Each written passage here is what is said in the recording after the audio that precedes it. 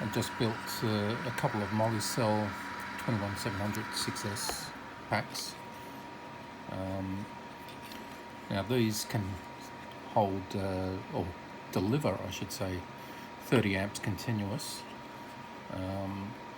So I decided to go with a 12 AWG wire in there. What I did was I didn't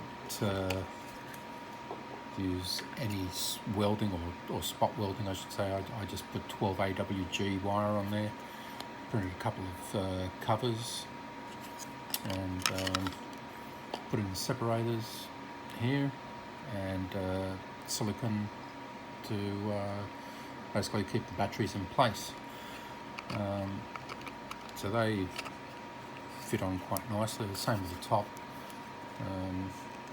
So again, all the wires coming in through there.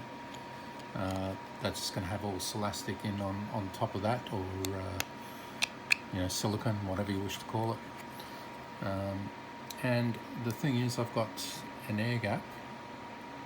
If you can see, I put my hand under there, there's an air gap between the actual cells, so air flows through that, keeping the pack quite cool. And yeah, I just found it works better, especially on the 18650s. They can deliver 15 amps continuous. These deliver 30 amps continuous. So mass is your enemy when it comes to battery packs. So that's why I've kept them as separated as I possibly can. I'm not going to heat shrink those. Just going to Solastic or silicone the taps on both sides, and that'll be it. It'll be just exposed in that fashion. There's no way they touch each other, so they're all separated. There's a good gap between them all, and air can flow straight through it.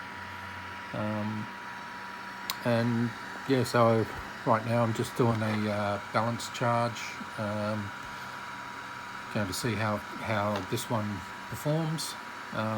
This one here, when I go from 4.1 to 2.9, I get about 4,000 milliamp hours, and I'm estimating I should get exactly the same with this pack here. The cells were bought at the same time. I built this one first and then obviously built that one afterwards.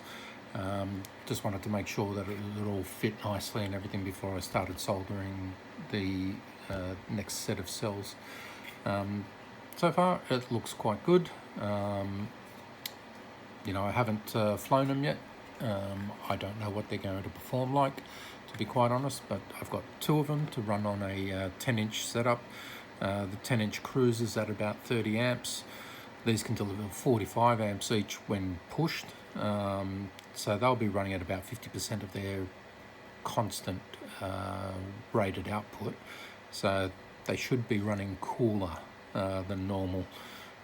So hopefully they'll be quite fine for a 10-inch rig, but proof will be in the pudding. I'll see how it turns out when I actually take it for a flight and see if there's too much heat generated and it can't dissipate or whatever the case might be. Anyway, that's how I do it, and that's how I solder. So it's only really quick soldering on there, so none of this has had heat on it for any length of time. So I solder, basically sanded, soldered, and then pre-tinned the wire, brought it down on top and soldered again, and then straight after the soldering you can actually put your finger on it and there's no heat left in there. It just it's dissipated really quick. So you don't want to get the batteries hot when you're doing that sort of thing at all. It's just dangerous to do that. Or at the very least you're going to damage the cells. So unless you can solder well, don't bother soldering. Use a spot welder instead. It's just that even at 0.2 by 8mm nickel strip, it's still not enough to handle the current. So I actually went. I would have had to have doubled up on that strip, so that's why I went with 12 AWG. See how it pans out.